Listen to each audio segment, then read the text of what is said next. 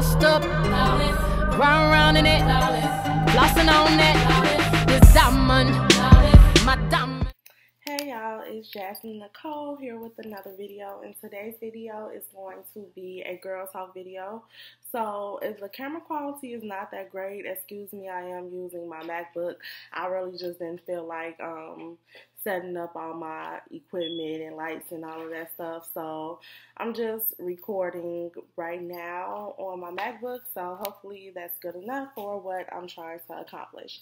But yes, this girl talk video is going to be about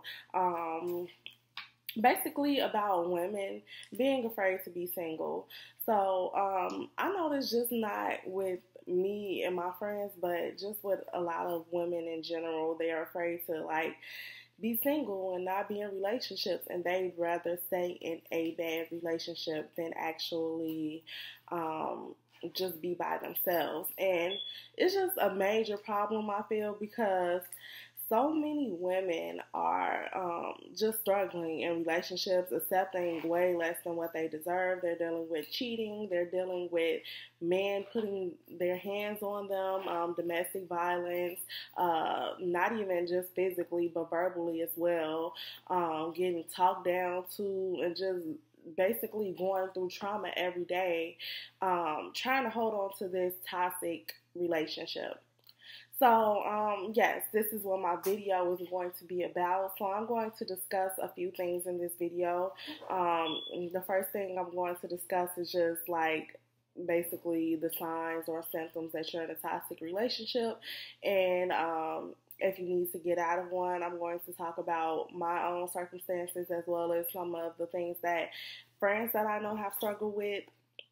And I'm going to basically talk about like how to kind of be okay with being single, how to get out of that toxic relationship and just be okay with being by yourself.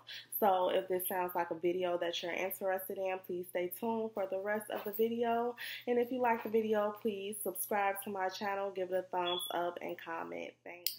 Okay, so the first thing that I want to talk about is my own relationship, my own issues with dealing with a toxic relationship and just holding on to something that doesn't make me happy, and essentially being afraid to let go and just be on my own. So I was with this guy for probably about 4 years.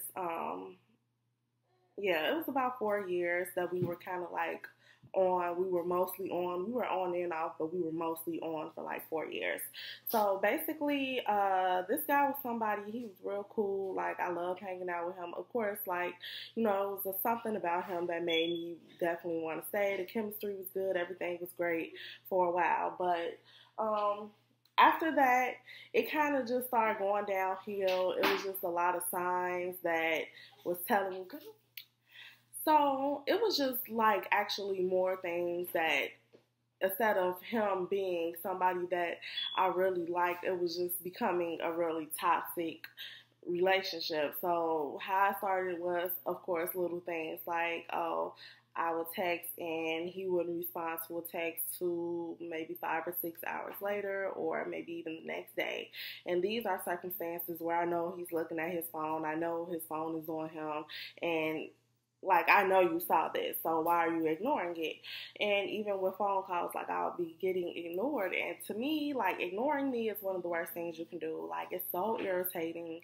It's just frustrating as hell. Like, I hate being ignored. So when I was getting ignored, it was like bringing out something in me that, like, I hated. You know, I found myself sending long ass text messages, cursing him out, doing all types of stuff, you know, basically stressing myself out because he was ignoring me. So basically dealing with that, then it went from that to dealing with him just doing other stuff, such as like lying to me about certain things, saying he was going to take me out on a date and we were going to do something, and then he was just like never show up. And then it would cause us to get in arguments. The arguments were always like us, like basically fighting really bad. The sun is going out now. The lighting was just so bomb. Now the sun is going out. But anyway, so it went from basically uh us being good to him kind of doing shit that was just like real shady to me, and it caused me to really be upset with him, and then it would cause arguments, and of course, you know, arguments, you're upset. I was going hard, you know, I'm cursing you out, I'm doing all types of stuff because I'm pissed, and you know, I'm hurt too, you know. So the arguments would get pretty heated, and we would be saying some pretty, you know, messed up things to each other, and yeah, so basically, I would be saying a lot of stuff, but he would say a lot of stuff too, you know, talk down on me or whatever, or say little things or whatever that would really hurt me. So when you get to a point where you like hurting each other, like physically, like, I mean, not physically, but verbally abusing each other like that, and it's becoming kind of common, like y'all doing it a lot, and it's happening too often, then that's kind of when you have to say, is this relationship worth it, or should I walk away? And that's kind of where I was at with that. Like, I don't think I can do this anymore. That's just how I was feeling. Okay, so I pretty much dealt with that for a long time, just kind of being unhappy. You know, it got to the point where I was like on social media, and I would see the couples that would be going out on dates or taking their pictures together, you know, looking so cute, and I would be so like jealous, like it would make me sick because I was so unhappy within my relationship, if you could even call it that. For a long time, I struggled with like putting up with a lot of shit that I should not have. And you have to realize like your own self-worth, because for a while I didn't realize my self-worth. I felt like, I'm sorry y'all, my niece irritating the hell out of me. She just will not let me film this video. Like every time I'm telling her to be quiet. You have a whole room way in the back of the apartment, but you can't go in there and play. Anyway, back to what I was saying. So, it was an issue for a while. I was just unhappy within myself. And, you know, when you really like somebody and you've been with them for a little bit of time, you kind of feel like you don't want to let it go. And you feel like even by letting this person go, that what if he goes and be with the next chick and he's like the perfect boyfriend to her? You know, you have a lot of fears behind that, and I completely understand that. I had that fear for a very long time, but stuff like that you kind of got to let go, because if he's not being a good man to you, then that's just all it is. You know, he's not the one for you. If he can't step it up and do what he needs to do for you, then, you know, you just got to let him go. But for a long time, I kind of stuck around, giving him chance after chance after chance, even after he had hurt me so many times, like literally stood me up on my birthday, like I think 2 or 3 years in a row, like made promises that he never kept. He would always go out and do things with his friends and just kind of leave me hanging. So, whenever we like maybe have some plans to do something or go out, like he would literally just like not even cancel. Sometimes he'll just literally go and do whatever he wanted to do with his friends, go out and kick it with them, and then I probably wouldn't hear from him till like the next day, where he'll say some bullshit, or he'll tell me he fell asleep or some goofy ass shit like that. Like really stuff that was unfair to me and that I didn't deserve at all, because I was good to him, you know. Whenever it was anything that he needed, I was good to him. And it kind of makes you a little resentful and bitter, you know, even a little bit. So this situation is like a year and a half old, so I'm over it now. Like I'm good, you know. At the same time, I'm still like, you know, I don't really mess with him like that, but he's somebody like I can sit and have a conversation with him, and then it's not any issues, but we just didn't work good together. But I have a lot of friends and people that I know, like that I've heard about, who are still dealing with this type of relationship. Like they are still struggling with trying to let go this toxic relationship, and basically messing it's like basically making them unhappy in every aspect of their life.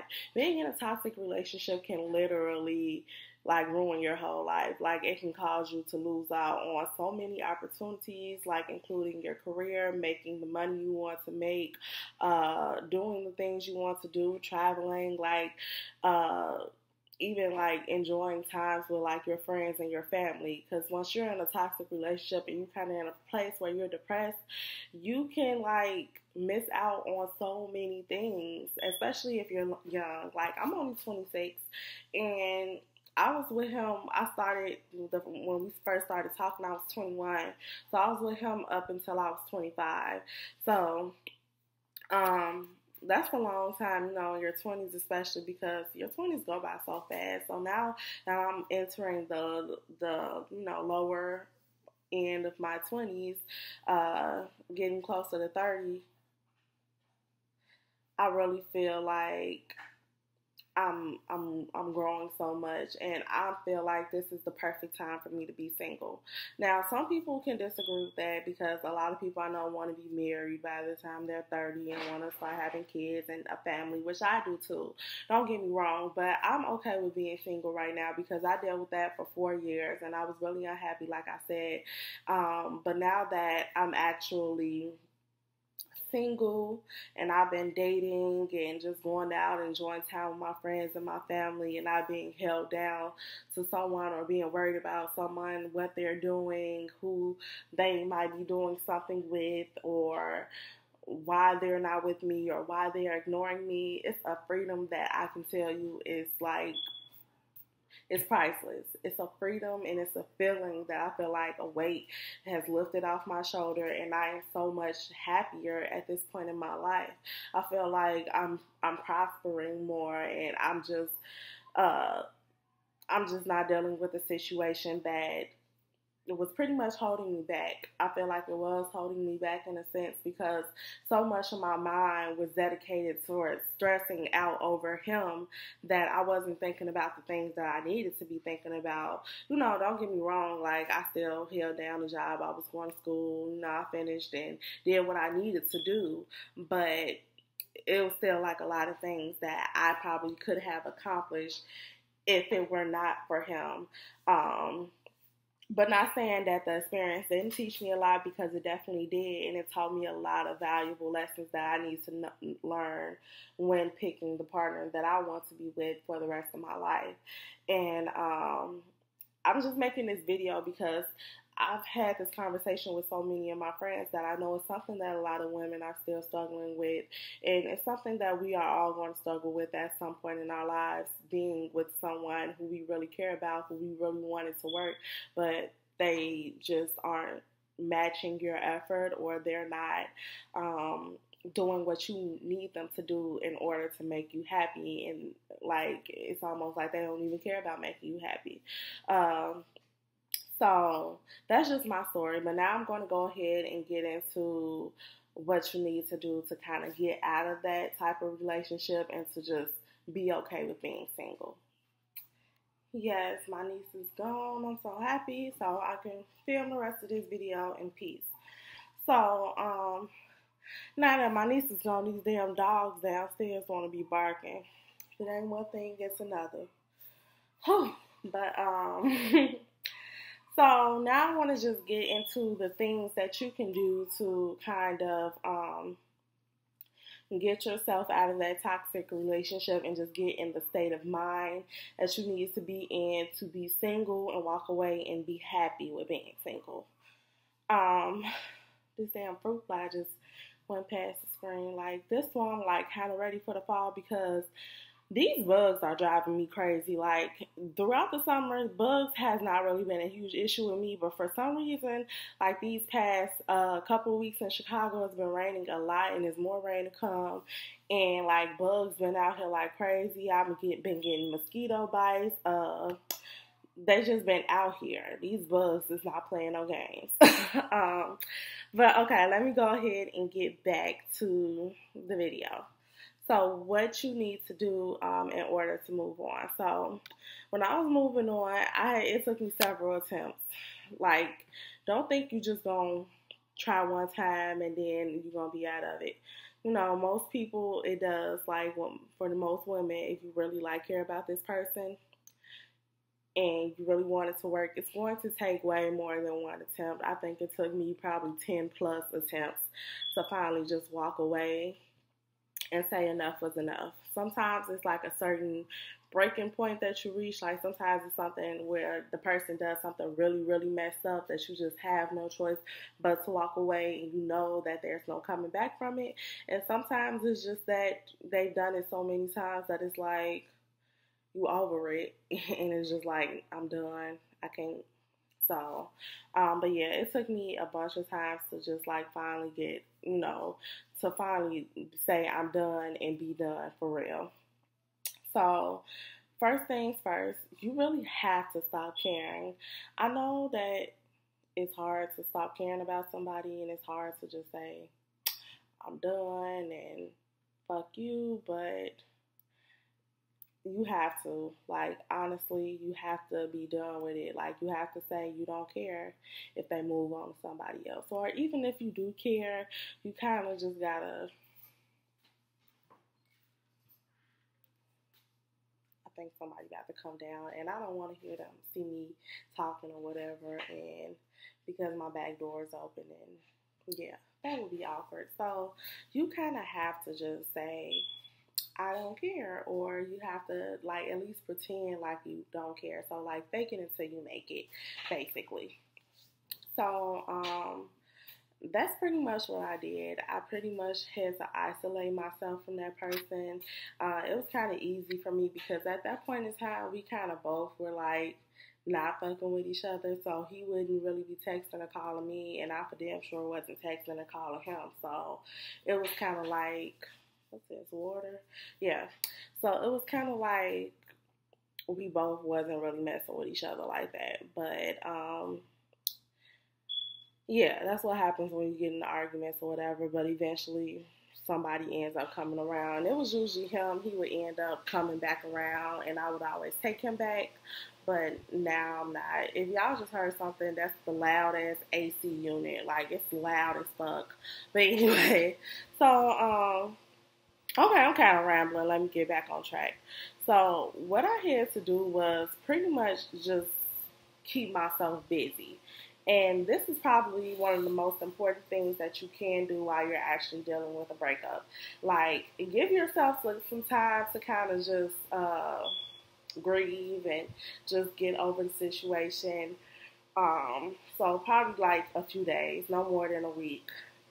And then after that, you need to move on, do more stuff, like go out with your friends more. Because you know one thing about guys is they kick it with their guys all day long. They'll go to the gym with them, be at the gym with them for 5 or 6 hours. Then they'll go out with them later on that night to a bar or a club or something like that. And they will be living their best life. Meanwhile, us females, we tend to stay in the house a lot. We tend to either if we're friends, we probably just in friend with our friends in the house or somewhere, and we talking about them, and we talking about them all day. Because with women, we're nurturers. Like, we want things to work out.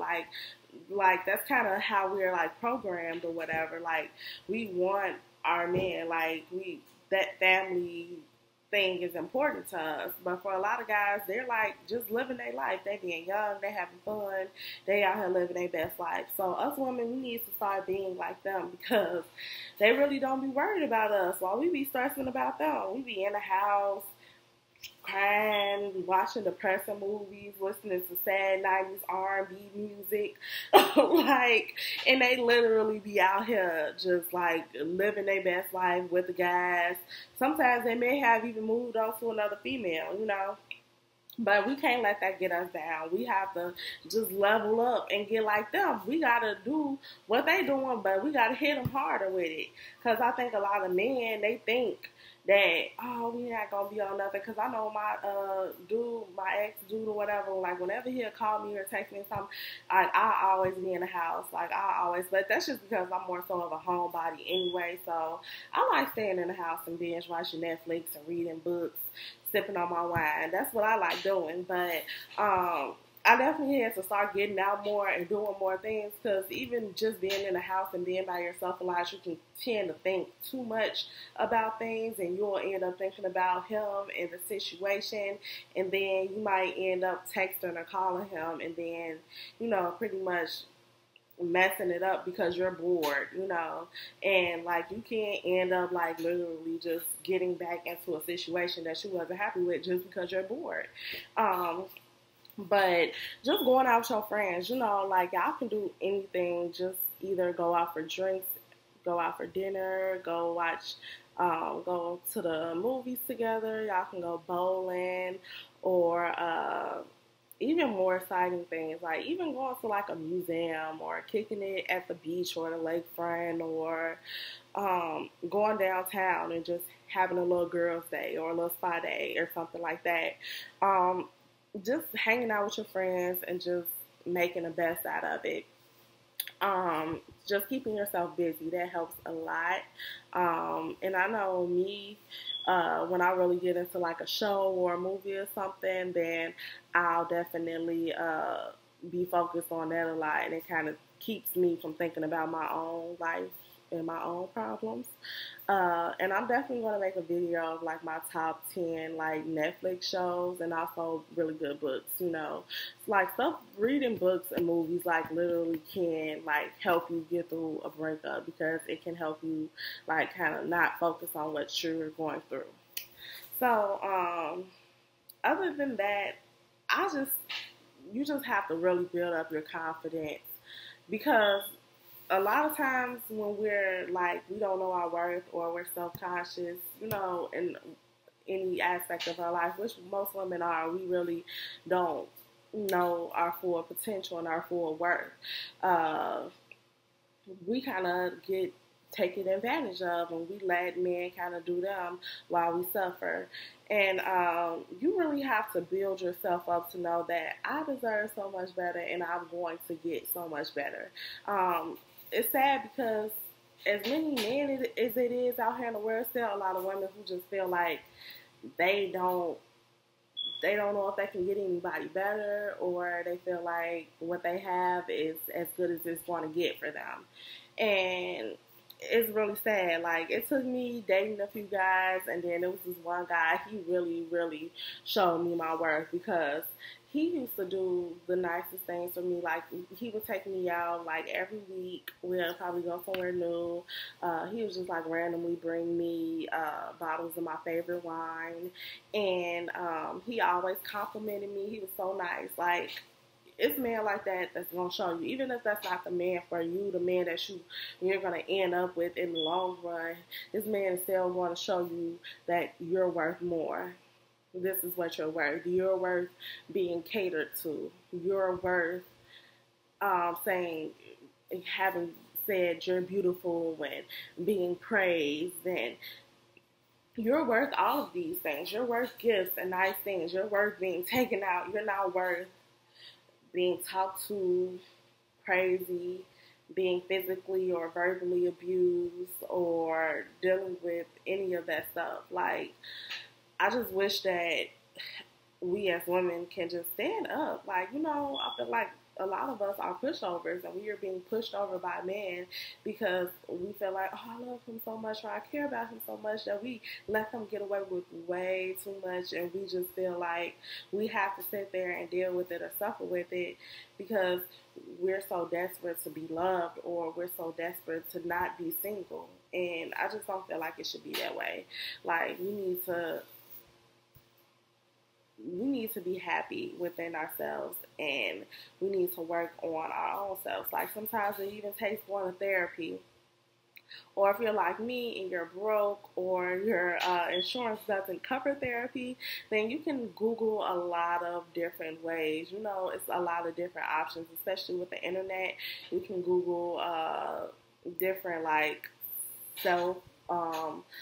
self-help books or whatever, or self-care.